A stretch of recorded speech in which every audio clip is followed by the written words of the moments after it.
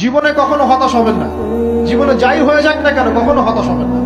মনে রাখবেন আল্লাহ আপনার রব, আল্লাহ আপনার সাথে আছেন ইনশাআল্লাহ।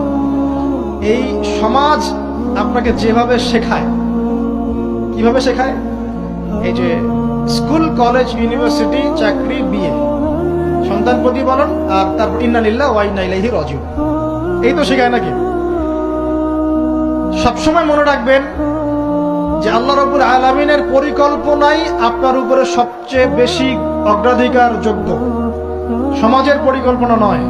পরিবার আপনাকে চাপ দিচ্ছে, চাকরি পাস না, পড়াশোনা করিস না, হ্যাঁ পড়াশোনায় কেন তুই 80 নম্বর পাইলি না, কেন চান্স পেলি না, কবে চাকরি পাবি, কবে আমাদেরকে দেখবি, খাওয়াবি, পড়াবি, এই যে চাপগুলো চারপাশ থেকে আসে কিনা, এতে করে অনেক যুবক দেখা যায় মাদকাসক্ত হয়, অনেকে দেখা যায় আত্মহত্যা করছে, ইদানিং করছে কিনা ভাই? এই শব্দটা থেকে আমি এই পয়েন্টটা আজকে লিখেছিলাম যে ভুলেও আল্লাহর প্রতি বিশ্বাস এবং তাওয়াক্কুল হারাবেন না। সমাজ যেভাবে শেখায়, সমাজ চারপাশে যে চাপ আপনাকে দিচ্ছে, এই চাপে নিজে গা ভাসিয়ে দিবেন না। আপনি আল্লাহর কাছে দোয়া করবেন, আল্লাহর কাছে পথ চেয়ে নিবেন এবং আল্লাহর প্রতি তাওয়াক্কুল ভরসা করবেন। কখনো আত্মহত্যার পথ বেছে নিবেন।